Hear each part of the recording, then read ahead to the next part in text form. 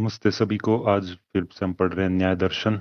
पिछली क्लास में जहाँ से छोड़ा था उसको कंटिन्यू करने से पहले दो चीज़ें। एक तो हमने एक पैराग्राफ पिछली क्लास में छोड़ दिया था जो उस समय समझ नहीं आया। मैं उसके बारे में थोड़ा सा समझने का प्रयास किया, कुछ मतलब ढूंढे। द्रवित धर्म करके एक वर्ड था, उसका मतलब जहाँ तक मुझे पता चला है उसको लेके आज उसका एक्सप्लेनेशन करने की कोशिश करेंगे। और एक मैं क्लास स्किप किया था कल ही, तो उसमें से एक स्टोरी, एक एक्सपीरियंस जो खुद का है वो मैं बताना चाहूंगा क्लास शुरू करने से पहले। तो कल कुछ कारण से मैं क्लास नहीं ले पाया, और उसके बाद अ, उसमें एक स्टोरी जो काम की है, जो एक चीज जो मैं आपके साथ शेयर करना चाहता हूँ कि हम जब पढ़ते हैं, शास्त्र पढ़ते हैं, तो उसमें एक टाइम पे हमने पढ़ा था कि किसी को, कोई आदमी है, वो अगर सक्षम है आर्थिक रूप से, और या फिर उसको मान लीजिए आप सक्षम नहीं भी हो, मान लीजिए आप 1,000 रुपए कमाते हो, या आपको मम्मी पापा 1,000 रुपए देते हैं, और उसमें से आपने 10 रुपए किसी को दान कर दिया, और आपके मन में उस दान से कोई दुख नहीं हुआ, कोई यूं नहीं हुआ कि यार मेरे पैसे चले गए, आपने अपनी इच्छा से दान कर दिए।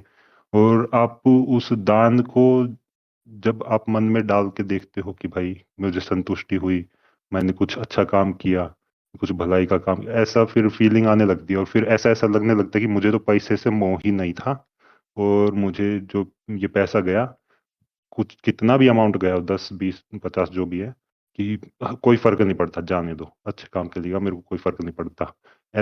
तो हम जब शास्त्रों में पढ़ते हैं, चाणक्य नीति में शायद ये श्लोक आया था कि कोई अगर ऐसे इस तरह से दान करे, तो अपने आप को यूं ना समझे कि वो इस मोह से छुटकारा पा चुका है। क्योंकि मैं एक्सपीरियंस शेयर करना चाहूंगा। मान लीजिए कल मेरा कुछ कारण से नुकसान हुआ, कुछ पैसों का, तो इससे पहले मैंने कहीं दान किया था, तो मुझे मन में बिल्कुल भी दुख नहीं था कि भाई मैं, पैसा जा रहा है, मैं तो पानी की तरह बहाने को तैयार था उस समय, डोनेशन के नाम पे। लेकिन अभी जब कल नुकसान हुआ, थोड़ा ही हुआ, लेकिन जब वो नुकसान हुआ तब मन में एक छोटा सा दुख आया। तो उससे मेरे को ये श्लोक याद आया कि तुम एक टाइम पे अगर कुछ अपना पैसा दे पा रहे हो, इसका मतलब सिर्फ क्षमता है तुम्हारी देने की, इसका मतलब ये नहीं कि तुम उसके मोह से छुटकारा पा दिए। ऐसा सोचना, ऐसा घमंड पालना गलत होगा कि अगर मैं आज 10 रुपए दे पा रहा हूं तो मुझे पैसे का कोई मोह नहीं है। अब 5 रुपए भी जब नुकसान होगा और उसके वजह से अगर मन में दुख आ रहा है, तो अभी भी पैसे से लगाव है। यहाँ बात पैसे की नहीं है। मैं मेन चीज ये बताना चाहता हूँ, हम कोई भी चीज का अगर मोह त्याग रहे हैं, शास्त्रों से जब हम पढ़ते हैं, जब हमें सुनने में अच्छा लगता है, श्लोक की व्याख्या जब हम पढ़ते हैं, बहुत अच्छा लगता है कि भाई हाँ, ऐसे कोई मोह नहीं है, ये इसको दानवीर बना हुआ है, या ये बिना किसी के कहे मतलब हेल्प करने लग जाता है, लोगों की सेवा करता है, ये करता है, वो करता है। अब आप अपनी इच्छा से कहीं पे मंदिर में जाके किसी की सेवा कर रहे हैं, पंडित जी के पैर छू रहे हैं, वो छू रहे हैं, लेकिन आप घर जाके जब माता पिता के पैर छूने में आपको संकोच हो रहा है, तो फिर तो भाई वो पैर छूना ढोंग ही हुआ। और तो मैं ऐसा मानता हूँ कि अगर मैंने पिछली बार जो भी दान किया और जब मेरे मन में दुख नहीं हुआ, वो केवल मेरा घमंड था कि मैं ये कर सकता हूँ, इसलिए मैंने कर दिया, और अभी भी मुझे मोह है पैसे से। तो मैं इस एक्सपीरियंस से क्या बताना चाहता हूँ, जो हम पढ़ रहे हैं, ये जो लिखा है, ये सिर्फ किताबी ज्ञान नहीं है कि हाँ बस यहाँ पे लिखा है और हमारा हिंदुइज्म है, हमारा सनातन है, इतना अच्छा है, इसमें अच्छी अच्छी बातें लिखी हैं। हाँ, ये प्रैक्टिकल भी है। तो यहाँ पे जब आप कोई चीज पढ़ते हो, उसको आप अपनी ही लाइफ में एक्सपीरियंस करके और खुद को चेक करने की भी कोशिश करो कि हम जो पढ़ रहे हैं उसके हिसाब से हम खुद के आचरण में क्या देख रहे हैं, कि हम कहाँ पर हैं। तो इसी के साथ हम शुरू करते हैं यहाँ पर। अनेक धर्मोपति, अब हम बुक पे आ जाते हैं वापस, न्याय दर्शन पे। तो मेरा एक्सपीरियंस था उससे, मैं आशा करता हूँ आपको कुछ थोड़ा सीख मिला होगा, या आप आगे जब कोई चीज पढ़ेंगे, या अब तक जो आपने पढ़ी है उसको आप जीवन में एक बार टेस्ट भी करके देखेंगे खुद पे। सिर्फ ज्ञान लेना ही नहीं, उसको अप्लाई भी करना है, वरना फिर वो बस स्मृति में रहेगा कि हाँ मैंने एक टाइम पे ये ऐसा सुना था, तो उसका कोई फायदा नहीं है अगर आप उसको अप्लाई ना करो तो। तो अभी हम न्याय दर्शन में जो पिछला एक पैराग्राफ छूट गया था, अनेक धर्मोपति, ये संशय के अंडर जो 4 5 पार्ट है उसमें से एक था, जिसका हम मीनिंग नहीं समझ पाए थे। मैं भी नहीं जानता था उस समय पे मीनिंग। तो मैं इसको दोबारा रीड करूंगा और इसको एक्सप्लेन करने की थोड़ी कोशिश करूंगा। तो अनेक धर्मोपति की जो संशय होता है उसके एक पार्ट में आता है, अनेक शब्द से अर्थ कोई वस्तु का ग्रहण करना चाहिए। यहाँ पे हम संशय की बात कर रहे थे कि कोई चीज के बारे में संशय होता है कि भाई इसके बारे में विपरीत ज्ञान मिल रहा है, या निश्चयात्मक ज्ञान नहीं मिल रहा है, इस तरह से तो मन में संशय उठता है। तो एक संशय का पार्ट ये है कि अनेक शब्द से जब हम यहाँ पे अनेक शब्द को लेते हैं, उसका अर्थ हमें कोई वस्तु का ग्रहण करना चाहिए। प्रत्येक वस्तु में कुछ गुण अन्य वस्तुओं के समान पाए जाते हैं और कुछ गुण अन्य वस्तुओं से भिन्न पाए जाते हैं। तो कोई भी चीज है, उसका बिल्कुल है, कुछ चीजें उसमें समान होंगी, कुछ गुण, और कुछ अलग होंगी बाकी चीजों से। उदाहरण के लिए यहाँ पे जो उदाहरण की वजह से हमें समझ नहीं आया था, यहाँ लिखा था पृथ्वी में द्रव्यत्व धर्म है। अब ये द्रव्यत्व क्या है, इसका मीनिंग जहां तक मुझे पता चला कि चेंजेबल, इसमें चेंज आता रहता है, ये बदल सकता है। पृथ्वी जो है, पृथ्वी बदल सकती है। पृथ्वी में सिर्फ as earth as a wall नहीं, आप जब मिट्टी उठा के देखेंगे, मिट्टी को आप खोद सकते हैं, मिट्टी का आप घर बना सकते हैं, मिट्टी का आप वो नदी बना सकते हैं, कुछ भी बना सकते हैं मिट्टी से, वो जगह बना सकते हैं, रास्ता बना सकते हैं, तो वो चेंज हो सकती है। पृथ्वी में द्रव्यत्व धर्म है। यह द्रव्यत्व धर्म अन्य धर्मियों, यानी जल, तेज, वायु आदि वस्तुओं में पाया जाता है, क्योंकि हवा भी मुड़ जाती है जैसे उसको मोड़ना चाहे, जल वल भी मुड़ जाता है, पानी का आपको पता है, ये जिस चीज में रखे हो उसका शेप ले लेता है। तो इसलिए जल, तेज आदि पृथ्वी के समान जातीय धर्म है। तो ये जो गुण बताइए, ये धर्म बता दिए इनके, ये एक कैटेगरी में आते हैं, ये सिमिलर लगते हैं कि पृथ्वी भी बदल सकती है, वायु भी बदल सकती है, पानी भी बदल सकता है। तो इनको अलग करने का क्या है? तो अब पृथ्वी के असमान जातीय धर्म धर्मी धर्मी गुण है, क्योंकि गुण में द्रव्यत्व धर्म नहीं होता। ये वाला सेंटेंस मैं अब भी नहीं समझ पाया हूँ, शायद यहाँ कोई मिसिंग चीज हो, लेकिन हम मेन चीज पे बढ़ते हैं। पृथ्वी में गंध का होना, जो ये गंध होने वाला धर्म है, यह विशेष धर्म है, जो समान असमान सभी धर्मियों से उसको अलग बनाए रखता है। जो पृथ्वी की जो स्मेल है, गंध है, वो उसको समान, जैसे हवा है उसकी स्मेल अलग होगी, पृथ्वी को आप स्मेल करने की कोशिश करेंगे वो अलग है। पानी का आप अगर स्मेल आती है, हालांकि पानी सेंसलेस ऑर्डरलेस ऐसे बोलते हैं, और टेस्टलेस ऑर्डरलेस, तो वो होता है। और पृथ्वी का आप देखेंगे तो उसमें थोड़ी स्मेल आए। तो इससे बताया गया है कि अनेक धर्मोपत्ति का क्या मतलब है कि हर वस्तु में बहुत सारे वो होंगे, गुण होंगे, जो बाकी चीजों में कुछ समान भी होंगे, कुछ असमान होंगे। और इसमें संशय को कैसे मिटाया जाता है? जो असमान चीजें हैं, जो असमान गुण हैं, उससे पॉइंट आउट किया जाता है। जो गंध है, वो पृथ्वी की स्पेसिफिक है, बाकी चीजों में भी गंध है, बाकी चीजों का भी गंध होगा, उनकी भी स्मेल होगी, लेकिन जो पृथ्वी की स्मेल है वो पृथ्वी की ही है, जो पानी की स्मेल है वो पानी की ही है, जो हवा की स्मेल है वो हवा की ही है। इससे उनका मतलब निश्चय किया जा सकता है कि हाँ, हम पृथ्वी को अनुभव कर रहे हैं, कि हवा को अनुभव कर रहे हैं, कि उसको पानी को अनुभव कर रहे हैं। तो इस पैराग्राफ को आप फिर से पढ़ेंगे तो आपको ज्यादा क्लियर होगा, क्योंकि इसमें शब्द इस तरह से लिखे हैं, काफी कठिन सेंटेंस लगाए गए हैं, तो फिर तब समझ नहीं आता फर्स्ट टाइम रीडिंग में। लेकिन जब आप मीनिंग के साथ पढ़ेंगे, इसको बैठ के एक बार सोचेंगे, विचारेंगे, तब आपको पता चल जाएगा इसका मतलब क्या है। तो अब वापस पेज नंबर 36 पे आते हैं, जहाँ पे हमने पिछली क्लास में छोड़ा था। तो आगे की भूमिका, आगे के सूत्र में सूत्रकार तीसरे अधिकरण सिद्धांत का लक्षण करते हैं। तो इसमें शब्दार्थ, जिस अर्थ की सिद्धि हो जाने पर दूसरे प्रकरण में साथ दूसरे प्रकरण में साथ लगे अर्थों की जो अनायास सिद्धि हो जाती है, वह अधिकरण सिद्धांत माना जाता है। अब इसका मतलब भावार्थ, किसी एक मुख्य प्रसंग विशेष के सिद्ध हो जाने पर उससे संबंध अन्य विषय स्वतः सिद्ध हो जाते हैं। इस प्रकार उन विषयों जिन पर विचार नहीं किया गया है स्वतः सिद्ध हो जाना अधिकरण सिद्धांत कहलाता है। कि हमने कोई चीज समझी और उसके समझने की वजह से हमें बाकी कोई चीज समझ आ गई, जिसके बारे में ज्यादा विचार भी नहीं करा था हमने। जैसे कि आत्मा की सिद्धि का प्रसंग चल रहा है। आत्मा चेतन है, शरीर इंद्रियों से भिन्न है, विषयों का दृष्टा है, भोग विषयों का स्मरण करने वाला है, इत्यादि। यहाँ आत्मा के स्वरूप की सिद्धि पर विचार चल रहा था। उसकी सिद्धि हो जाने पर अन्य विषय स्वतः सिद्ध हो जाते हैं। यथा इंद्रियां अनेक हैं, जो अपने अपने विषयों का ग्रहण करती हैं, वे स्वयं ज्ञाता नहीं है, साधन है, इत्यादि। यहाँ आत्म आत्म तत्व की सिद्धि होने पर अन्य संबंधित मान्यताओं की सिद्धि स्वतः हो जाती है। अतः इस स्थिति को अधिकरण सिद्धांत कहा जाता है।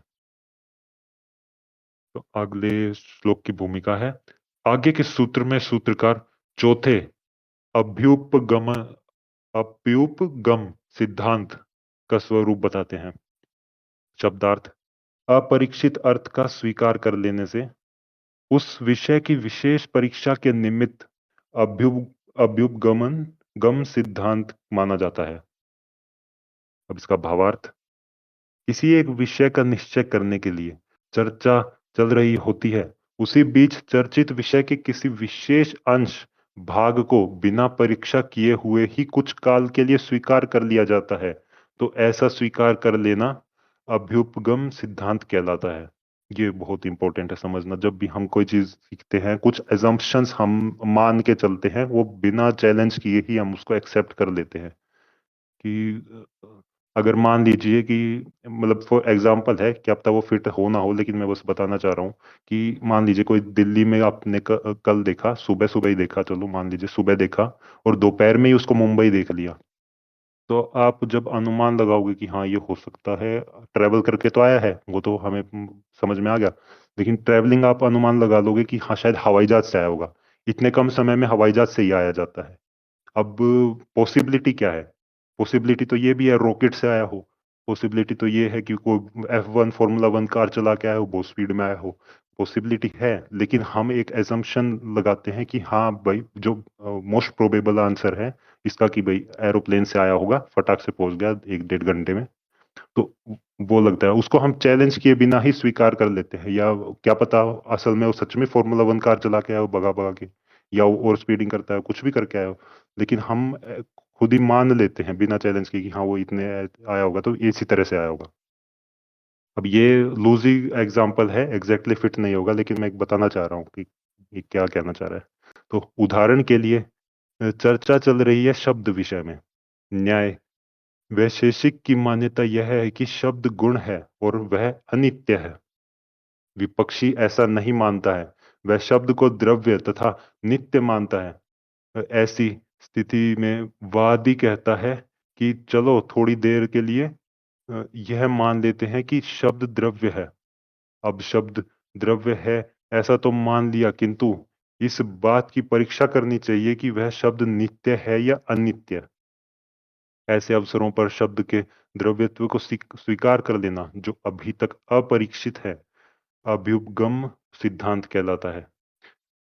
जिनके अभी तक मतलब चेक नहीं करा, फैक्ट चेक नहीं करा, उसको मान लेना, वही वादी का ऐसा स्वीकार कर लेना आप अपने को अधिक बुद्धिमान मानने तथा विरोधी की बुद्धि को कम बताने की भावना को लेकर किया जाता है।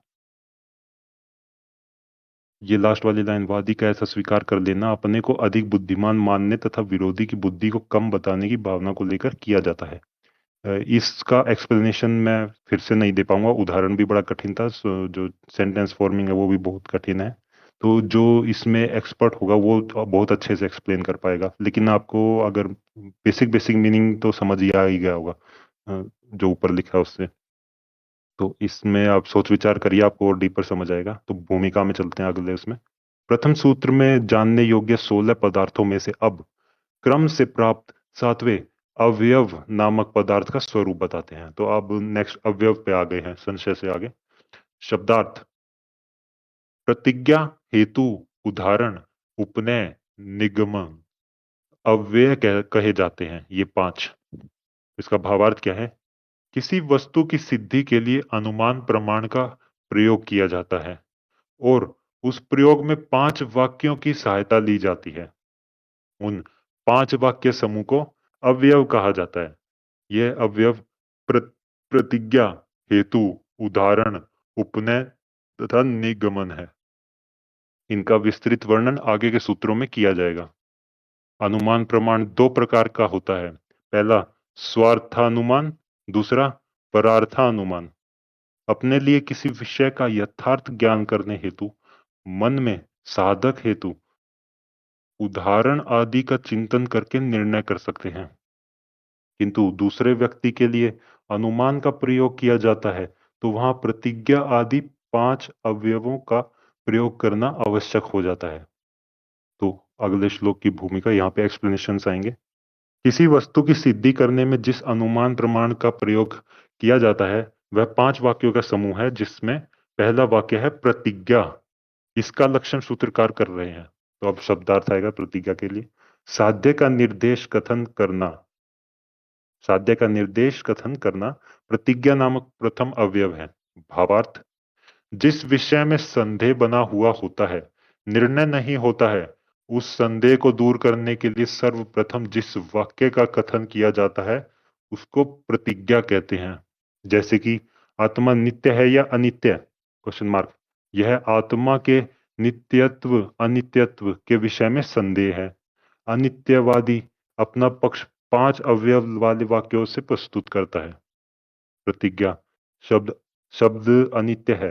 हेतु, अ, उत्पत्ति धर्म तत्वात, उत्पत्ति धर्मकत्वात, हाँ बड़ा कठिन शब्द है, और इक्वल टू उत्पत्ति धर्म करने, उत्पत्ति धर्म वाला होने से।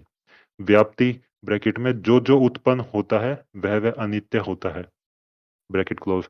उदाहरण, जो तीसरा है उदाहरण होता है। घटवट, घड़े के समान। उपनय, इन्वर्टेड कोमास में, तथा शब्द है, इसका मतलब है शब्द घड़े के समान ही उत्पन्न होने वाला। और निगमन, तस्मात तथा, इन्वर्टेड कोमास में था तस्मात तथा, इसका है घड़े समान उत्पन्न होने वाला होने से शब्द अनित्य है। कंप्लीटली मेरे सिर के ऊपर से गया ये पूरा का पूरा, यहाँ क्या कहना चाहते हैं, लेकिन चलिए आगे बढ़ते हैं। प्रतिज्ञा का लक्षण करने के बाद अब क्रम प्राप्त अवयव हेतु का स्वरूप बताते हैं। अभी इसमें प्रतिज्ञा की बात करी थी और उसमें ही 5 एग्जाम्पल दे दी, 5 वाक्य बोल ही दिए कि प्रतिज्ञा, हेतु, उदाहरण, उपनय और निगमन। प्रतिज्ञा के बारे में ज्यादा एक्सप्लेनेशन नहीं है। चलिए तो फिर हेतु का पढ़ते हैं। शब्दार्थ है, उदाहरण से साधर्म्य से साध्य का जो साधन होता है वह हेतु नामक अवयव कहा जाता है। भावार्थ क्या है, अनुमान प्रमाण के माध्यम से किसी वस्तु के स्वरूप की निश्चितता सिद्ध करने के लिए 5 अवयवों का प्रयोग किया जाता है। उसमें दूसरा अवयव हेतु है। समान धर्म वाले उदाहरण की अनुकूलता से जो धर्म गुण साध्य को सिद्ध करने वाला होता है वह धर्म हेतु नाम से कहा जाता है। उदाहरण, साधर्म्य और वैधर्म्य 2 प्रकार का होता है। इस प्रस्तुत सूत्र में उदाहरण के साधर्म्य से हेतु का स्वरूप बतलाया है। यहाँ पर शब्द पक्ष है और उसमें अनित्य धर्म साध्य है। अब देखना है कि वह कौन सा धर्म है जो शब्द तथा उदाहरण में प्रस्तुत पदार्थों दोनों में समान रूप से विद्यमान है। वह धर्म है उत्पत्ति धर्मकत्व। ऐसे उत्पत्ति धर्म वाले पदार्थ घट का कथन उदाहरण अवयव के रूप में होता है। यहाँ व्याप्ति को भी समझना चाहिए। जो जो उत्पत्ति धर्म वाला होता है वह वह अनित्य होता है। इस व्याप्ति के दर्शनों से दर्शाने से यह स्पष्ट हो जाता है कि हेतु का संबंध केवल अनित्यत्व के अधिकरण पदार्थों के साथ रहता है। इसमें भी मैं एक्सप्लेन नहीं कर पाऊंगा, मैं यहाँ पे कंप्लीटली लॉस्ट हूँ। जब से यहाँ हमने आज की क्लास स्टार्ट करी ना जिस पॉइंट से, वहां से ना मुझे ज्यादा उदाहरण समझ आ रहे हैं ना वो सेंटेंसेस समझ आ रहे हैं, लेकिन फिर भी मैं पढ़ूंगा जिसको हो सकता है मुझसे ज्यादा किसी और को समझ में आए। और वो बेटर भी है कि आप सुने तो कुछ ना कुछ तो समझ आएगा ही, लिटिल तो समझ आएगा ही। तो हम फोकस करने की कोशिश रखना, क्योंकि वो बड़े कठिन कठिन वाक्य हैं और अगर फोकस हट गया तो बीच में से तो ज्यादा मुश्किल होगा समझना। तो अगले श्लोक की भूमिका लगाते हैं। जैसे उदाहरण के साधर्म्य से साध्य का साधन हेतु होता है, वैसे ही उदाहरण के वैधर्म्य से भी साध्य का साधन हेतु होता है। इसका शब्दार्थ है, उसी प्रकार उदाहरण के वैधर्म्य से साध्य का साधन हेतु होता है। भावार्थ क्या है, जैसे उदाहरण के साधर्म्य से साध्य का साधन हेतु होता है वैसे ही उदाहरण के वैधर्म्य से साध्य का साधन हेतु होता है। अब इसका एग्जाम, इसको मैं कैसे एक्सप्लेन करूं, ये मतलब हमने अगर इतना ज्यादा वर्ड्स का मीनिंग समझा हो तभी इस पे दिमाग लगा पाएंगे कि ये क्या लिखा है। तो मतलब होता है ना कि हायर स्टडीज टाइप से ऐसा लग रहा है कि ये बहुत ही मतलब कोई पीएचडी कर रहा हो उसकी हम थीसिस वगैरह पढ़ रहे हैं। प्रतिज्ञा शब्द अनित्य है। हेतु उत्पत्ति धर्म वाला होने से उदाहरण के साधर्म्य से हेतु की व्याप्ति होगी। इन्वर्टेड कोमास में जो जो उत्पत्ति धर्म वाला होता है वह वह अनित्य होता है। Inverted coma close. इस व्याप्ति को अन्वय व्याप्ति कहते हैं। उदाहरण, वैधर्म्य से व्याप्ति का स्वरूप बनेगा। इन्वर्टेड में जो जो उत्पत्ति धर्मक नहीं होता है वह अनित्य नहीं होता। Inverted coma close. इस व्याप्ति का नाम व्यतिरेक व्याप्ति है। अन्वय व्याप्ति में उदाहरण होगा घट। व्यतिरेक व्याप्ति में उदाहरण, एक सेकेंड, मैं यहाँ पे क्लास को एक सेकंड के लिए पॉज करता हूँ। ठीक है, रिकॉर्डिंग को भी ऑफ कर देते हैं।